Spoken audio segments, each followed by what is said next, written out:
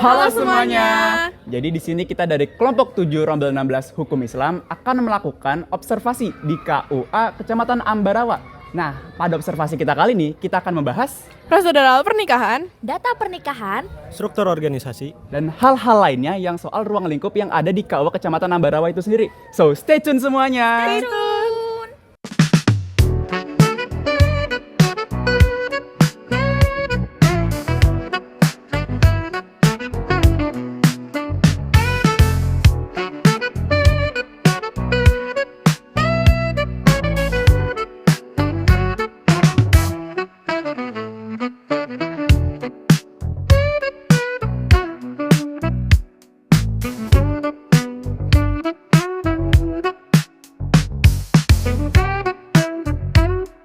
Kelengkapan dokumen. Nah, ini kelengkapan dokumennya adik, boleh dibawa. Strukturannya pertamanya itu dari Kementerian Agama di Jakarta. Kemudian di wilayah ada yang namanya Kanwil, kantor wilayah. Kemudian turun lagi ada yang namanya kantor Kementerian Agama. Kalau di sini ya Kabupaten Semarang. Kemudian turun lagi ada yang namanya KUA, kantor urusan agama. Nah, kami membantu urusan mengenai kedinasan keagamaan di wilayah Ambarawa, meliputi 1. Pernikahan, kemudian wakaf, kemasjidan, forum kerukunan umat beragama.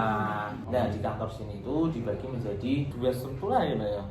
1 ada kepenghuluan, yang kedua ada penyuluh. Kalau di KUA di Kecamatan Ambarawa ini sendiri itu struktur organisasinya itu seperti apa, Pak? Nah, struktur organisasinya di sini itu ada yang namanya Kepala KUA sebagai penanggung jawab kantor ini. Kemudian turun lagi ada yang namanya Kepala Penghulu. Kemudian nanti ada penyuluh. Penyuluh Islam gitu kasih menerang-nerangkan. Kemudian nanti ada pengadministrasi. Nah, itu mempunyai tugasnya masing-masing. Penghulu yaitu mencatat, kemudian memberikan pelayanan konsultasi seputar pernikahan, nikah dan rujuk. Penghulu itu bukan pernikahan ya, jadi maksudnya penghulu itu hanya PPN, petugas pencatatan nikah. Jadi menikahkan. Sedangkan penyuluh memberikan bimbingan kepada masyarakat. Masyarakat itu meliputi masyarakat desa, kota, anak-anak, kemudian siswa, pelajar dan sebagainya. Oke. Kalau di KUA di Kecamatan Ambarawa ini itu kira-kira sudah ada banyak berapa ya Pak untuk perkawinan yang telah dilangsungkan sekitar mungkin periode bulan ini Pak? Bulan Oktober kalau begitu. Oktober. Ada pernikahan 30. 30. Ya. Bulan September ada 50. Tertinggi itu ada di angka berapa ya Bu kalau pernikahan di 1 bulan? 1 bulan di bulan Waktu besar itu ada 50 lebih ya. kalau sehari itu kira-kira bisa Berapa rata-rata? Paling tinggi ya, paling tinggi 6. rata-rata ya 1. 1, 2, ngoten. Terus yang Paling sedikit itu Maret, puasa itu ada 4. Oh, itu bulan-bulan Puasa ya. Puasa ada 4. Nah, yang berhak untuk menikahkan adalah wali. Wali itu ada 2, yaitu wali nasab dan wali hakim. Oh, iya, Wali nasab adalah Bandung.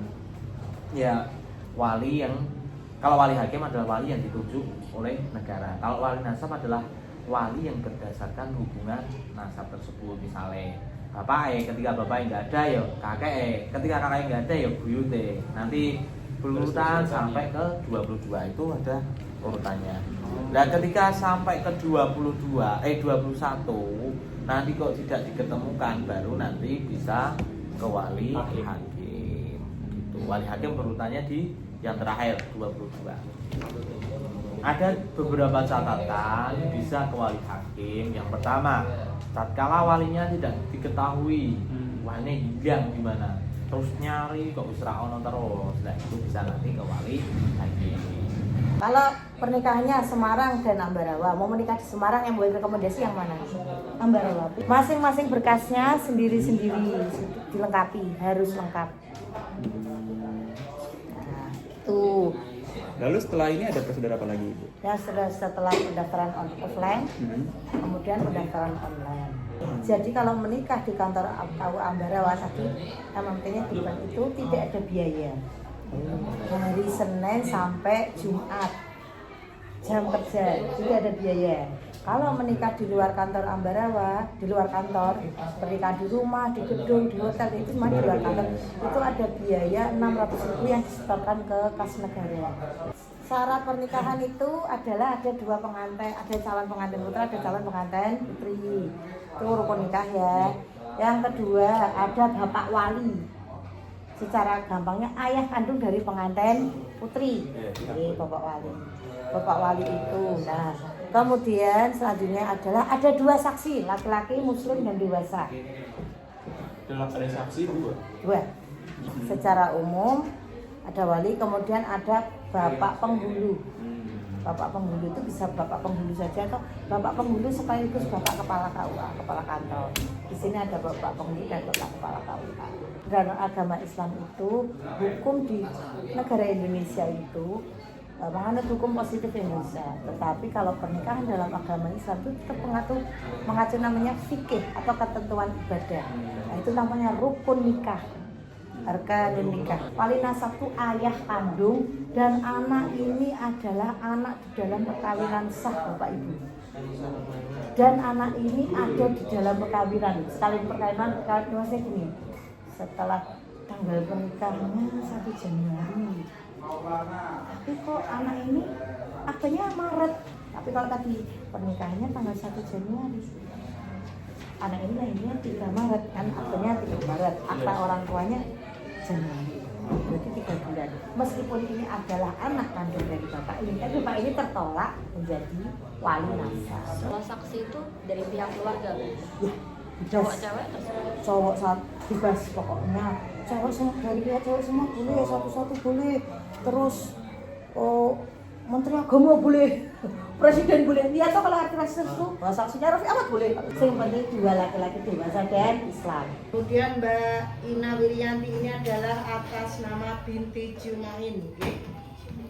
Jumiin, oh ya maaf nggak kelihatan. Jumiin ayah kandung. Putra nomor Untuk beribadah. Ibadah yang bagaimana? Ibadah yang selama-lamanya.